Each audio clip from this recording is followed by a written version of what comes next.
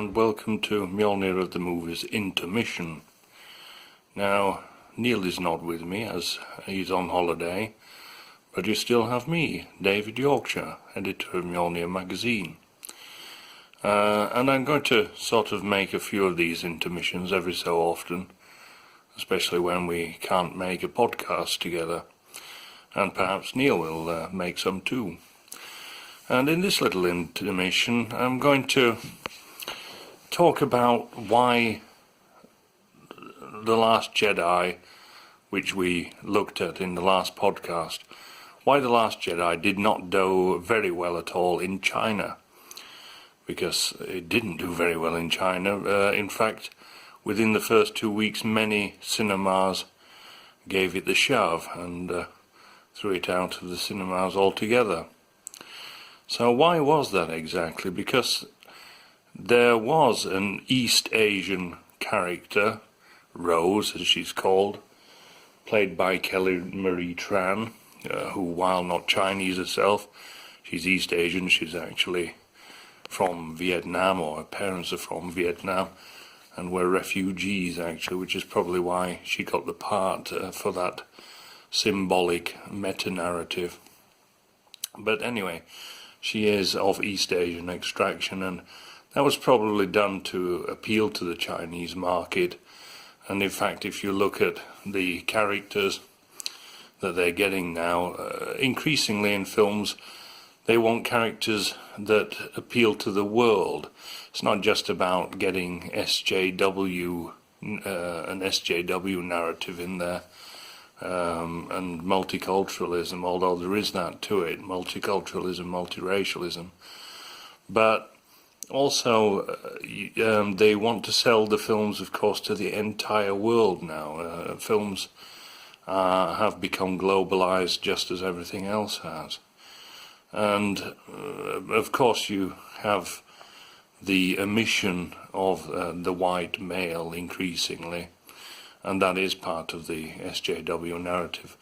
But that's a side issue, and we've explored that already.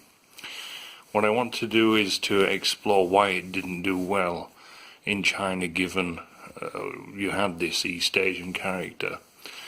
I think the first reason is, and they're all to do with the character herself. The first is that Rose is not aesthetically pleasing. She's not attractive, by East Asian standards. And the Chinese, I think, would have expected a more attractive character. She's strong, she's willful, and all these things. But does that really appeal to a Chinese audience? You see, although China is a communist country, it is also very traditionalist at the same time. And a bit like how the Soviet Union was.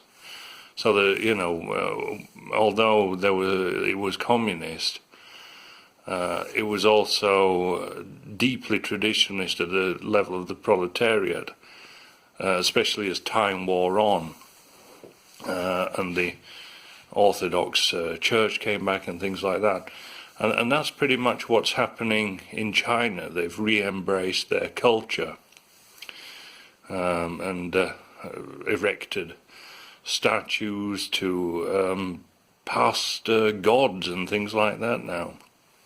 And so that's basically one of the reasons, and another of the reasons, and to do with China's traditionalism, is that there seems to be some kind of a budding interracial relationship between the character Finn, the black male Negro character Finn, played by John Boyega, and the character of Rose, played by Kelly Marie Tran, the East Asian actress. And I think that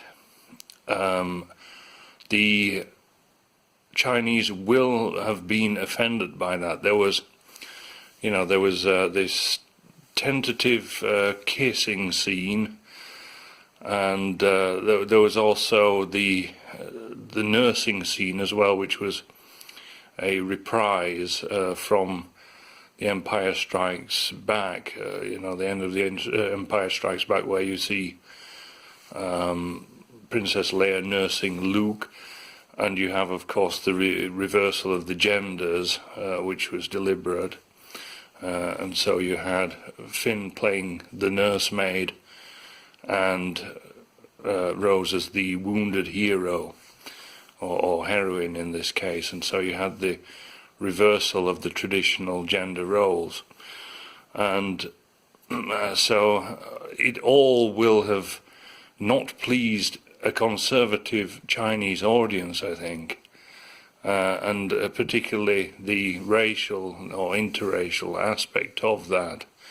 Whether in episode 9 more will develop from that, I don't know. But it's interesting that in the posters in China, they gave much less focus on Finn than they did in the West. Because, of course, China, I mean, if you look at a lot of the books on racial theory and the differences between the races, they come out of East Asia, either usually China or Japan. And so they don't think like the people who are running Hollywood. They don't want multiracialism, multiculturalism, and they will see that as a threat. So these are my thoughts on why the film did not do well in China. So I hope that you enjoyed that little intermission, and hopefully we'll get another podcast out to you very soon. So I'm David Yorkshire, editor of Mjolnir magazine, saying goodbye. And by the way, we now have a Twitter account, which is @Mjolnir magazine. So bye for now.